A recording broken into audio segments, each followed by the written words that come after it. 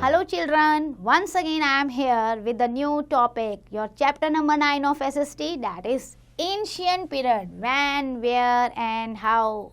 So as the name suggests of the chapter, now we are going to discuss about the history. You know beta, early man lived just like a wild animals. ये हम सब ने पढ़ा है early man के बारे में, और धीरे धीरे उसने अपने 4 पाँव से 2 पाँव पे लाके अपने आप को खड़ा कर दिया, यानी कि 2 legs and 2 hands. He started to walk. तो बहुत सारी एक्टिविटीज़ हुई. अर्ली मैन ने एग्रीकल्चर सीखा, फायर को सीखा, देन ट्रांसपोर्टेशन सीखी. तो ये सारा क्या है?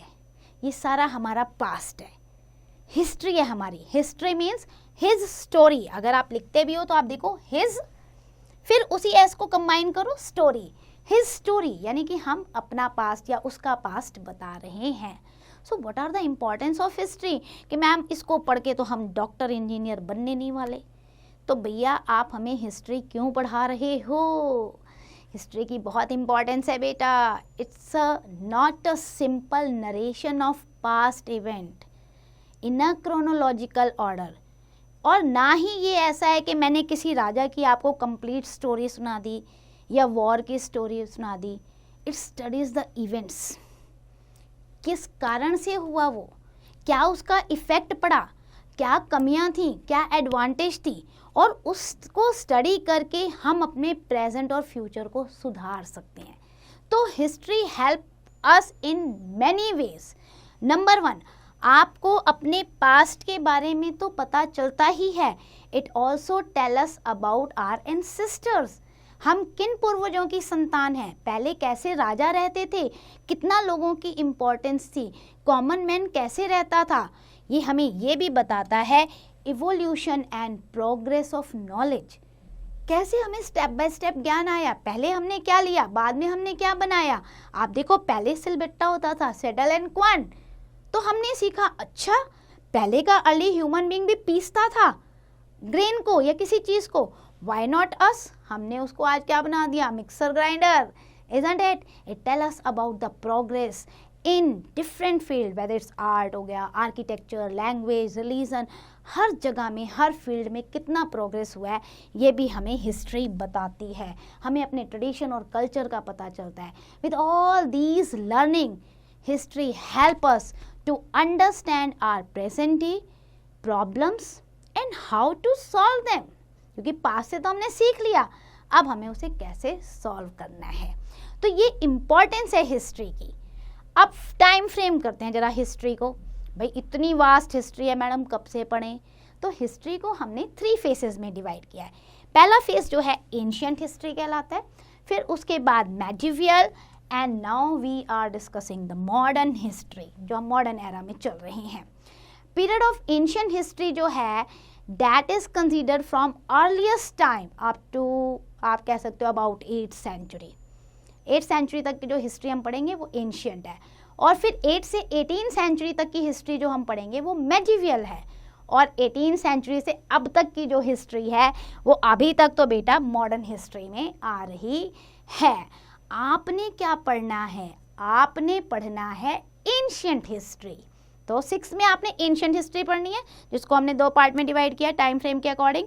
पहला आता है आपका प्री हिस्ट्री एंड हिस्ट्री, और दूसरा जिसे हम कहते हैं BC एंड AD. अब प्री हिस्ट्री एंड हिस्ट्री क्या है?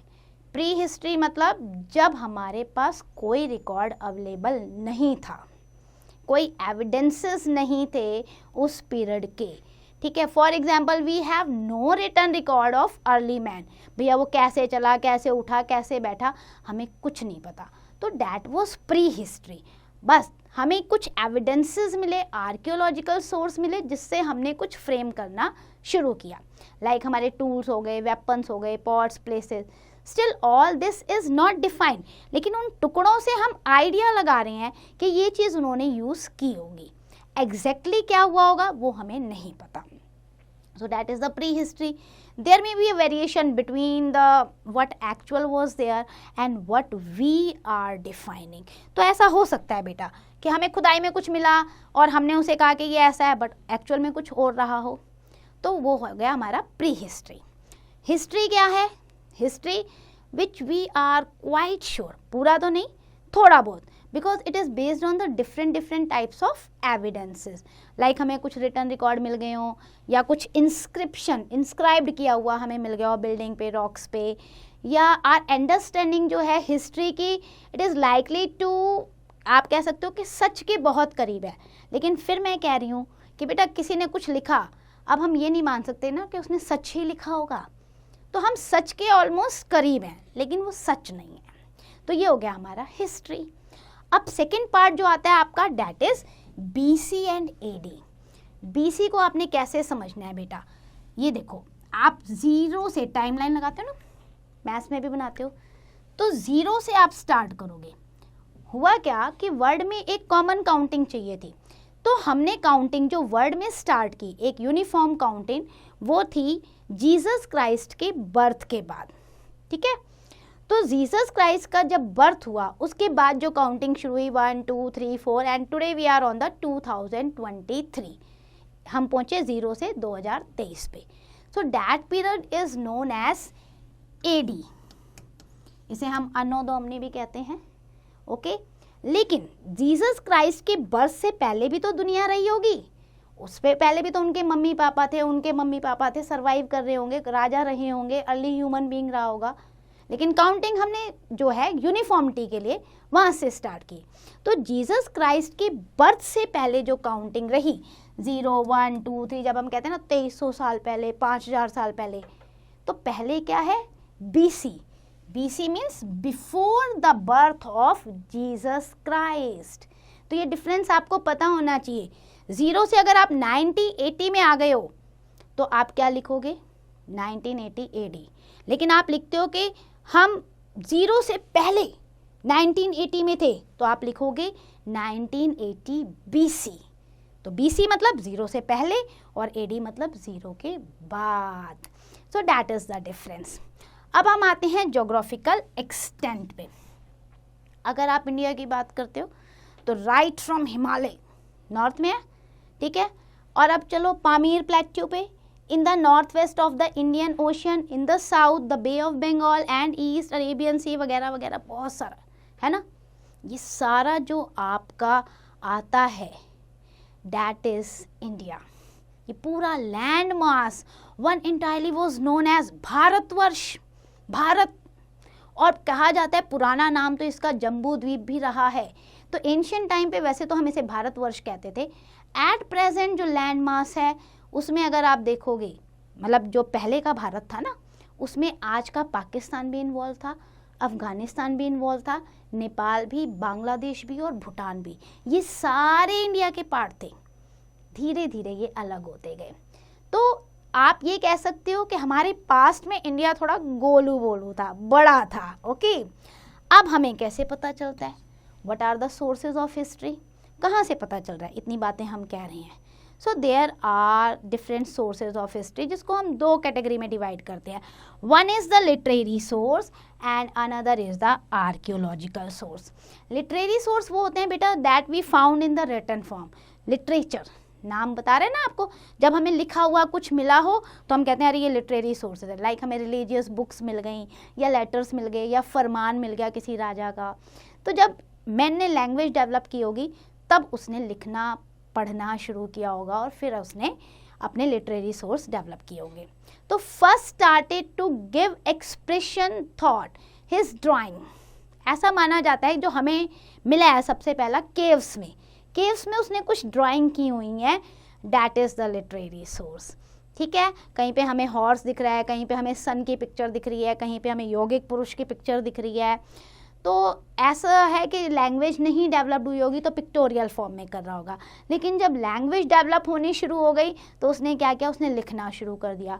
अब प्रॉब्लम क्या थी, लिखे कहाँ पर, पेपर तो थे नहीं, तो पहले पत्थरों पे इनग्राइव्ड कर रहा था या लिख रहा था, फिर ट्री लीव्स पे लिखना शुरू किया, फिर जो पेड़ की छाल होती है ना, ब्राउन ब्राउन सा हटा दो, बार्क जिसे हम कहते हैं, उस पर लिखा, फिर उसने क्लोथ पे भी लिखा, एंड देन कॉपर प्लेट्स पे भी लिखा। And these types of different manuscript we have found and that is our great literary source। अब बेटा एक वर्ड आया मैन्यूस्क्रिप्ट। मैन्यूस्क्रिप्ट क्या होता है, मैन यानी कि हैंड रिटन बुक। तब प्रिंटिंग मशीन नहीं थी ना, सो हाथ से लिखी हुई जितनी बुक्स होती थी उन्हें हम मैन्यूस्क्रिप्ट कहते थे। अब जो लिटरेरी सोर्स हमें मिले हैं उनमें एक तो आता है हमारा रिलीजियस लिटरेचर। रिलीजियस लिटरेचर मतलब जिसमें हमें धर्म के बारे में बताया हो, धार्मिक जो शिक्षाएं हैं वो बताई हैं, हमारे रिचुअल्स बताए हैं। जैसे हमारे 4 वेदास मिले हमें, वेदास के साथ साथ उपनिषद, देन आपका मनुस्मृति, देन आपका जो है ब्राह्मणास, रामायण, महाभारता, ये सारे के सारे टेक्स्ट जो हैं ये रिलीजियस टेक्स्ट हैं जो हिंदुइज्म को रिप्रेजेंट करते हैं। इसके अलावा हमें मिला त्रिपिटका या जताका, या इसे हम जातक कथाएं भी कहते हैं, ये बुद्धिज्म रिलीजन को जो है डिपिक्ट करते हैं। Then we have found the Angas, Angas जो बुक है ये जैनिज्म को डिपिक्ट करती है। तो हम ये कह सकते हैं कि different religious books we have found through which we can understand the different religion group found in India. Then इसके बाद जो आपका दूसरा लिटरेरी सोर्स आता है दैट इज सेक्युलर। सेक्युलर मतलब ऐसी किताबें लिखी हुई जिसमें धर्म से रिलेटेड नहीं लेकिन अलग बातें लिखी हुई हैं, जैसे कहानी लिखी है, पोट्री पे लिखा हुआ है, पोएम लिखी है, या ट्रैवलर्स ने अपने अकाउंट लिखे हैं कि मैं यहाँ घूमने गया था, ऐसा ऐसा मिले। तो हमें n number of secular literature भी मिले हैं। आपको पता है सबसे फेमस जो हमारा सेक्युलर लिटरेचर रहा वो कौटिल्य की बुक थी, दैट वाज अर्थशास्त्र। अब पूछो कौटिल्य कौन थे? कौटिल्य आपको पता होना चाहिए, चंद्रगुप्त मौर्य के जो थे ना मेन बनाने वाले, उन्हें हम कौटिल्य कहते हैं, ठीक है। उन्होंने अर्थशास्त्र लिखी, उन्होंने पूरा मौर्यन रूल के बारे में बताया। देन उसके बाद हमें विशाखा दत्ता की जो है वो मिली मुद्र राक्षसा। इसमें क्या बताया हुआ था, जो उस समय नंद वंश के राजा थे ना, नंदास, एंड देयर टसल, कि नंदास का मौर्यास के साथ क्या हमेशा लड़ाई झगड़ा रहा, वो आपको मुद्र राक्षस में मिलती है। ये किताबों के नाम है। फिर बाण भट्ट ने लिखी थी हर्षचरिता, जिसमें उन्होंने ट्राई किया the accurate and valuable information about the king, राजा हर्षवर्धन, ठीक है। Then after that king Harsha जो थे वो खुद भी लिखते थे, तो उन्होंने भी बुक लिखी थी, that was Nagananda, then Ratnavali, then Priyadarshika. तो राजा ने भी अपनी बुक्स लिखी हैं which tell us about the contemporary times, उस समय का समाज कैसा था उसके बारे में उन्होंने बताया है। देन चंद्रबरदाई, चंद्रबरदाई जो कि फेमस पोएट थे, कोर्ट पोएट, किसके? पृथ्वीराज चौहान राजा के। उन्होंने लिखी है पृथ्वीराज रासो, जिसमें उन्होंने पूरा डेयरिंग और everything about the Prithviraj Chauhan बताया है। फिर कल्हाना की बड़ी फेमस बुक हमें मिली राजतरंगिणी, जिसने पूरी कश्मीर की हिस्ट्री बताई है। कालिदास ने भी बहुत सारी बुक लिखी, मार्वलस इन लिटरेचर, और कालिदास की सबसे फेमस बुक जो थी that was Shakuntalam and Meghaduta, then Malavikagnimitra. इस तरीके की किताबें हमें मिली। Some historical facts can also gathered from Panini. Panini ने भी बहुत सारी किताबें लिखी जिससे हमें कुछ उस समय के ना हिस्टोरिकल फैक्ट्स के बारे में पता चलता है। इसके अलावा देखो ट्रैवलर्स आते थे घूमने के लिए, जैसे आज भी हम विजिट करने जाते हैं ना, वैसे उस समय दूसरे देश से लोग आते थे घूमने के लिए, तो वो लिखते थे ट्रैवलॉजिस्ट। ट्रैवलॉजिस्ट क्या होते हैं? उनके ट्रैवलिंग अकाउंट के, भाई यात्रा करते वक्त, जर्नी करते वक्त उन्हें क्या क्या दिखा, क्या क्या समझा, उसका वो पूरा का पूरा डिटेल लिखते हैं। So they depicted the prevailing events और society of that particular time. तो उसमें हमें मिला एक मेगास्थनीज थे, he came from the Greece in the era of Chandragupta Maurya. तो उन्होंने बुक लिखी इंडिका। इंडिका में उन्होंने मौर्यन एम्पायर के एडमिनिस्ट्रेशन, सोसाइटी, ज्योग्राफी और डिफरेंट प्रोडक्ट्स, इन सब के बारे में बताया। फिर पटोलमी ने लिखा, वो भी ग्रीक ट्रैवलर थे, उन्होंने क्या लिखी बुक? ज्योग्राफी, और he has given the detailed geographical account of India. उस समय का इंडिया कितना बड़ा था ये उन्होंने अपनी बुक में लिखा है। और देखो बेटा, वो इंडिया के नहीं थे, वो ग्रीक ट्रैवलर थे, तो ऑलमोस्ट हम मान सकते हैं कि कुछ तो सच होगा ना उनकी किताबों में। Then travellers from China, Faxian हो गए, ह्यूनसांग हो गए, तो ये सारे जो आए, इन्होंने बहुत ज़्यादा नॉलेज इंडिया से भी गेन की और अपनी नॉलेज को भी यहाँ दिया। और बेसिकली क्या था, वो बुद्धिज़्म को यहाँ पे लर्न करने के लिए आए थे। So in this way we have found different secular literary sources and we get to know about the India at that time. तो ये तो हो गया हमारा लिटरेरी सोर्स, रिलीजियस और सेक्युलर। अब आते हैं हम आर्कियोलॉजिकल सोर्स, इससे भी हमें अपनी हिस्ट्री के बारे में पता चलता है। अब आर्कियोलॉजिकल सोर्सेज क्या होते हैं, जब हम एक्सकेवेशन करते हैं ना, खुदाई, तो हमें बहुत सारी चीज़ें मिलती हैं, या कोई पुराने मॉन्यूमेंट्स हो गए टूटे फूटे, या इंस्क्रिप्शन क्या होता है, जब हम इंस्क्राइब्ड करते हैं पत्थरों पे या कॉपर पे या पिलर पे खोद के लिखना, इंस्क्राइब्ड करके इनग्रेव्ड करके लिखना, उसे इंस्क्रिप्शन कहते हैं। कॉइन्स, ज्वेलरी, पोट्री टूल्स, ये सारे आर्कियोलॉजिकल सोर्सेज आते हैं। सो मॉन्यूमेंट्स और बिल्डिंग में अगर हम देखें तो बहुत सारी बिल्डिंग के हमें रुइंस मिलते हैं, है ना, बहुत सारे टेम्पल, प्लेसेस, स्तूपास, केव्स वगैरह हो गए, जिनके बारे में जब हम स्टडी करते हैं तो हमें पता चलता है अच्छा ऐसा भी रहा था। For example Mohenjo-daro, Harappa, Pataliputra, Taxila, Vijayanagar empire, Hampi जिसे हम कहते हैं, विक्रमशिला के रुइंस, ये हमें उस समय के एविडेंसेस बताते हैं कि वहाँ का एजुकेशनल सिस्टम कैसा रहा होगा। Similarly the mountains in the other countries जो हैं वो वहाँ के बारे में, ट्रेड कैसा है, पॉलिटिकल रिलेशन हमारा उनके साथ कैसा था, ये भी बताते हैं। अब आप देखो, जब आप अंकोर वाट टेम्पल को देखते हो कंबोडिया में, तो हमें लगता है अच्छा वहाँ पे भी टेम्पल था। तो इस तरीके के एविडेंसेस हमें वहाँ मिले हैं। सेकेंड हमारे आते हैं coins, large number of coins हमें मिले हैं। और आपको पता है सबसे बेस्ट कॉइन किसके थे, गुप्ता पीरियड के, बहुत प्योर गोल्ड फॉर्म के हमें मिले हैं। सो कॉइन्स से हमें कैसे इन्फॉर्मेशन मिलती है कि कॉइन्स पे ना या तो राजा की जो पिक्चर होती थी ना वो पंच मार्क्ड होती थी, डिपेक्ट होती थी, उस पर या उनका नाम मेंशन होता था या ईयर मेंशन होता था। और फिर कॉइन को देख के कि अगर गोल्ड का है तो भैया राजा बड़ा अमीर उस समय रहा होगा, है ना, कॉपर का है या सिल्वर का है, कैसा है। तो हमारे बहुत सारे राजाओं ने, स्पेशली द गुप्ता वंश जो हमारा आया, समुद्रगुप्त हो गए, इन सब ने बहुत ज़्यादा कॉइन्स को रिवील किया था ट्रेड पर्पस के लिए। एंड आप ये देखोगे कॉइन्स पे हमें एक मिले हैं समुद्रगुप्त जी जो वीणा बजा रहे हैं, विच शोज कि Samudragupta was the lover of music. तो इस तरीके से कॉइन से हमें डिफरेंट ट्रेड रिलेशन और राजाओं के बारे में पता चलता है। थर्ड आगे हमारे इंस्क्रिप्शंस आर्कियोलॉजिकल सोर्सेज में, मैंने पहले भी आपको बताया जो इनग्रेव्ड हो, कार्व्ड हो स्टोन्स वगैरह पे, तो बहुत सारे हमें रॉक एडिक्ट्स और पिलर एडिक्ट्स मिले हैं जिसपे बहुत कुछ लिखा हुआ है। लाइक इलाहाबाद में एक हमें पिलर मिला है जिसपे पूरी समुद्रगुप्त की प्रशस्ति, जैसे आपको सर्टिफिकेट मिलता है ना, आप कोई अच्छा काम करते हो, वैसे उसमें समुद्रगुप्त की पूरी तारीफ लिखी है, हरिसेना जी ने लिखी है। तो इस तरीके के इंस्क्रिप्शन हमें मिले हैं। या अशोका ने बहुत सारे पिलर थे जिसमें बुद्धिज़्म की शिक्षाओं को इनग्रेव्ड कराया था, तो उससे भी हमें अपने पास्ट का पता चलता है। देन आर्टिफैक्ट्स में क्या होता है कि हमें स्कल्पचर्स मिल गए, मूर्तियाँ मिल गई, पेंटिंग्स मिल गई, तो उस समय का कैसा कल्चर था, ट्रेडिशन था, उसके बारे में हमें पता चल जाता है। ओके, लाइक हमें गांधार आर्ट के बारे में पता चला, तक्षशिला आर्ट के बारे में पता चला कि भाई इस तरीके की मूर्तियाँ होती थी पहले के टाइम पे, इस तरीके के टेम्पल जो है बनाए जाते थे, शिवा, विष्णु, बुद्धा की इतनी मूर्तियाँ हमें मिली हैं, इतने स्कल्पचर्स और पेंटिंग मिले हैं विच डिपिक्ट के उस समय कितनी वर्शिप इनकी होती होगी और कितना लोग इन्हें मानते होंगे। तो in this way you have studied about the different sources through which we can understand about our past.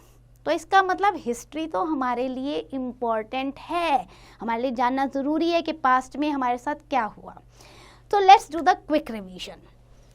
Study of history सिर्फ हमें पास्ट नहीं बताती, लेकिन हमें कॉजेज़ भी बताती है हमारे प्रेजेंट के। हिस्ट्री जो है डिफरेंट एस्पेक्ट बताती है, political situation, social, economic situation, इनके बारे में बताती है। टोटल पीरियड ऑफ हिस्ट्री को हमने 3 पार्ट में डिवाइड किया है, एंशिएंट, मेडिवल एंड मॉडर्न। और प्री हिस्ट्री जो हमारी एंशिएंट है उसमें हमें कोई रिटर्न रिकॉर्ड नहीं मिला है, we are assuming with the some evidences, no written record. Then हमने बहुत सारे हमें लिटरेरी सोर्सेज वगैरह, different type of secular sources, religious sources, archaeological sources, ये सब कुछ मिला जिससे हमें अपनी पूरी इंडिया के बारे में पता चला। So overall history has its own importance. So I hope you understand each and every concept. Now it's your turn. Do the revision and do the exercise carefully.